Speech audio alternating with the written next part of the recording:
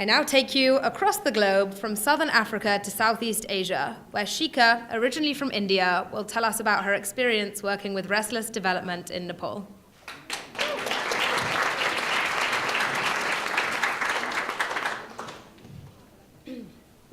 Good evening, everyone. During the 4 months of my internship, I realized that as development practitioners, we still don't know how to involve people in the process of their development. Getting people on board for the projects we run is still one of the biggest challenges. I'm Shikha Kashyap, originally from India, and I choose to talk about the missing voice of the community in development. I interned at an international organization by the name of Restless Development that believes in building youth leadership to create community change. I was in the Tarai region of Nepal that neither attracts tourists and nor fits into our image of the Himalayan hamlets.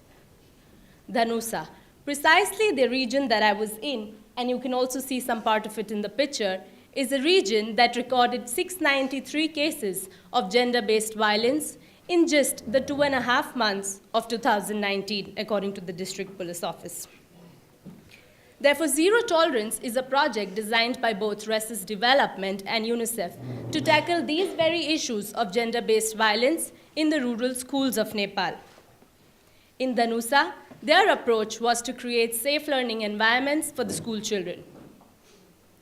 I'd like to share with you an experience of a meeting that involved the participation of the school teachers, the students, the principal, the staff of Restless Development, and the representatives of UNICEF. Sorry. This meeting was basically to discuss and review the progress of the project in the past year. Now, coming from India, I know how the cultural nuances of countries like Nepal and India can be. I know how people can tend to sugarcoat harsh opinions and often feel very shy to even talk about how they really feel. And of course, as beneficiaries of a program, they mostly tell the donors what the donors really want to hear, the best things about a project. So while I was entering this meeting, I thought to myself that this would just be one of those regular project update gatherings, and that I would even have to step in at some point to help the community voice their opinions in front of such a large group. I was wrong.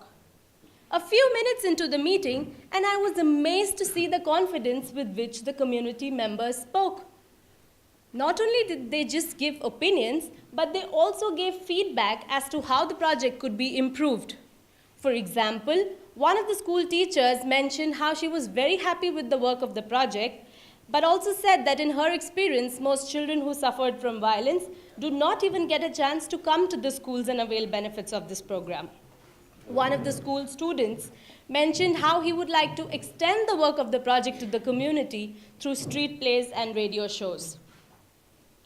Being a part of this meeting and seeing the community voice their opinions so affirmatively made me realize that the community in most cases has a voice, a very powerful one, and also has the agency to express their opinions given the right opportunities. And what we, as development practitioners, might have to do is not to be a voice for the community, but to be able to create the right circumstances for their voices to be heard. What was different in this meeting than all the others that I had attended in the past?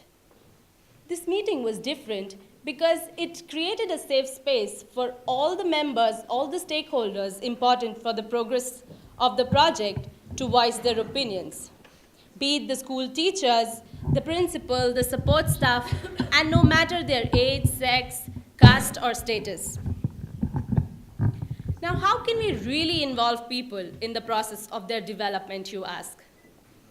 I believe that this process begins first by believing and treating the community as partners in the process of development.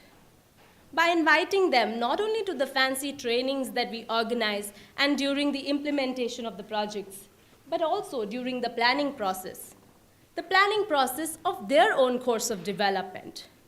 And I believe that is when the unheard voices of the community can be heard. And in the words of Vail Ghanim, the power of the people is so much stronger than people in power. Thank you very much.